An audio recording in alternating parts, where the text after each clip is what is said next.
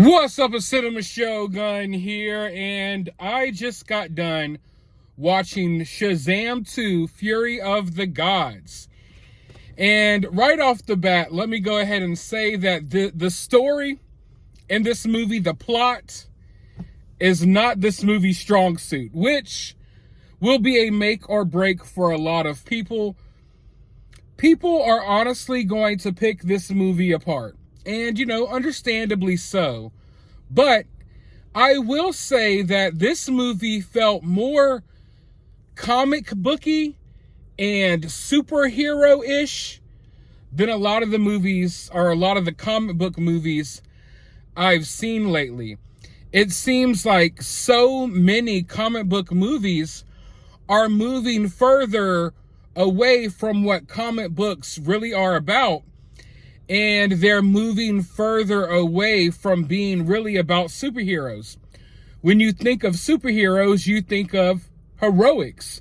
You think of superheroes saving people in usually a setting that looks familiar to you. So many of the Marvel movies these days take place in alien worlds and other dimensions. They don't take place in a city setting, if you will. One reason I always liked Marvel is because it seemed more realistic, because a lot of the battles between superheroes and supervillains would take place in like New York cities or in real cities. So many comic book movies have moved further away from actually showing their heroes saving everyday citizens and being a part of the city, saving the city. This movie had all of that. It had the superheroes flying around in their capes, saving normal citizens in a city setting instead of totally being filmed in like a green screen warehouse. So that's one thing that I really liked about this movie. It seemed more superhero-ish than a lot of the superhero movies these days.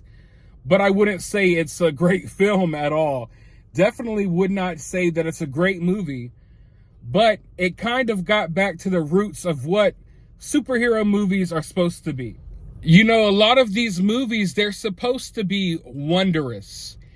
They're supposed to be able to appeal to all audiences. I feel like a lot of people have gotten so uptight in the superhero genre that they think all superhero movies have to be dark and made for adults. Now, there are plenty of jokes in this movie that are aimed towards adults, but this is very much a superhero movie that you would want to take your kids to, because a lot of it is aimed towards kids, just like a lot of comic books are aimed towards kids. But it's not a kiddie movie.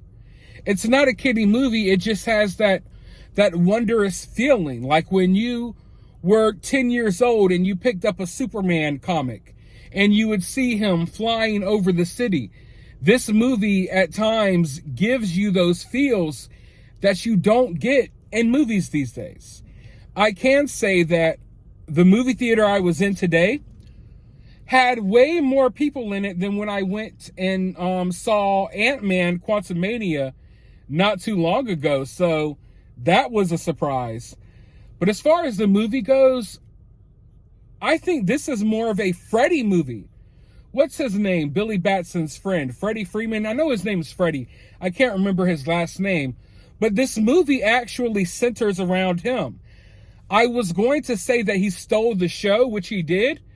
But when you steal the show, that's usually when the movie wasn't necessarily supposed to focus on you. But this movie focuses on Freddy, not on Billy Batson. In fact, Billy Batson has maybe 5 minutes of screen time in this movie, and the whole storyline basically revolves around Freddy. And like I mentioned at the beginning of this video, this movie's story, the plot line, is not this movie's strong suit.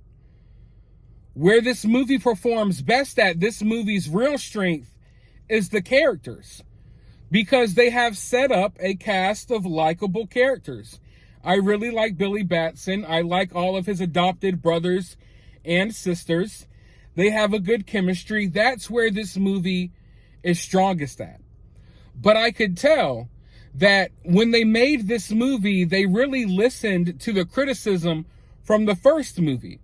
A lot of people's criticism for the first movie was that Billy Batson and the kid that played Billy Batson, the way he acted didn't necessarily line up with Shazam. Like Shazam was more immature and kiddie and kiddish than the actual kid who was Billy Batson. So a lot of people took issue with that in the first movie. So in this movie, they basically erased that whole factor. Shazam is basically Shazam throughout the whole movie, with Billy Batson popping up for a few seconds every now and then. And I know they did that because of the criticism. But in many ways, that really hurt this movie, because this movie should have focused on the family aspect. It should have focused on Billy and how he's operating and with this adoptive family, because that's what this movie, how can I put it? I mean, that's where this movie excels. Like, when the family's on screen, you're into the movie. When it starts getting into the darker stuff about the gods, it starts getting boring. And they moved so far away from what this movie, I feel like, should have been. Like, there was a better movie within this movie. But they listened to the criticism to the point that they almost eliminated the whole aspect of Billy Batson out of this movie. I felt like we should have had more of Billy Batson struggling on how to be a kid and a superhero at the same time. That's a lot of what I really liked about the first Shazam movie. Like, the first Shazam movie reminded me of, like, Big with Tom Hanks and stuff like that. So they moved completely away from that. They don't really deal with the fact that, oh, Billy Batson's a 17-year-old that's still trying to figure out how to be a superhero, while at the same time still trying to fit in with this new adoptive family. That's where they should have focused the story on. But instead, they moved so far away from that to the point that it felt to me like they were scared to put Billy Batson on screen. Like, they were scared to let him act because they knew that people would have criticisms. But they totally focused the whole storyline around Freddy. Now, I'm trying not to get into spoilers, so I don't want to talk too much, but the villains in this movie were okay. I liked them more than I thought I would. But all in all, leaving the movie theater, this isn't anything that I can rant and rave about. But it's also not a movie, at least for me, that I want to completely destroy. And there are a lot of things that I could pick apart about this movie that I didn't like. Like, there were a lot of, like, how a lot of these movies go. That person has this item, and then we go get that item. And then they got to chase us down to get the item back. And then they get the item back, and then we got to chase them down and find them to get the item back from them again. It's like a lot of, oh, this item, that item, MacGuffins. We got to go back and forth and get this and get that. And, I just fell out of it. I fell out of the storyline when it came to that because I didn't care. What I cared about was not what was going on with the villains and the gods and them coming from this realm and this, that, and the third. I don't want to spoil anything. I never really got into that part of the story.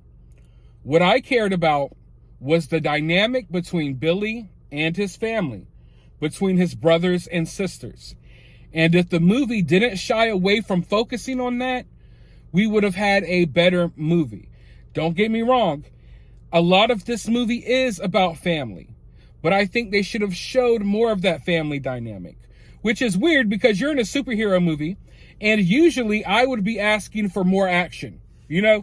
That's usually the type of thing I would be asking for. Like, they focus too much on family. I want to see superheroes and supervillains fighting and punching each other.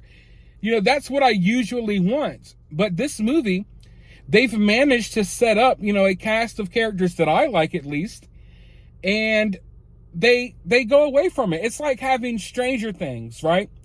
Think of Stranger Things, which this isn't as good as Stranger Things, don't get me wrong. But think of the cast of Stranger Things. Stranger Things shines when you have all the kids on screen interacting. It doesn't shine when you're in the underworld looking at demogorgons. Same thing with this movie. This movie shines when the kids and all of the Shazams or whatever are on screen together interacting. This movie does not shine when we're dealing with gobbledygook CGI monsters, which there are some gobbledygook CGI monsters in this movie, of course. But all in all, I wouldn't say this is a solid outing. I don't see this movie being that popular. This isn't something that people are going to go see and be like, oh my God, you have to go see it. It's a very run-of-the-mill superhero movie. But at the very least, I felt like it got back to the roots of what some of these superhero movies should be. And oddly enough, no spoilers, but I'll say that I think this Shazam may actually be part of the new DC universe going forward. There were some threads in this movie that connect this movie in some ways to the old DC universe, but there were also threads in this movie that connect this movie to the new DC universe. So I don't know where we're going to go with this, but I will say that this movie was serviceable enough that I would like a third movie, and that Zachary Levi is likable enough as Shazam that I would like him to remain Shazam. And I would like the whole cast to come back because I actually do like these characters. I just think they need to focus on these characters, maybe even tell a smaller, more contained story. But I'm afraid that's not going to happen because we're getting into what? The next one will be Shazam 3. And we know they like to make things bigger and bigger and bigger. Whereas Shazam, it's weird because Shazam should be that big world-breaking story with high stakes. But the way they've set up this story and these characters, it makes you want more contained stories. Like, I would be perfectly fine with a Shazam movie just showing him hanging out, going about day-to-day life with his family. You know what I mean? I don't need him fighting gods and stuff like that. But that's what we're going to get. So all in all, the movie was okay.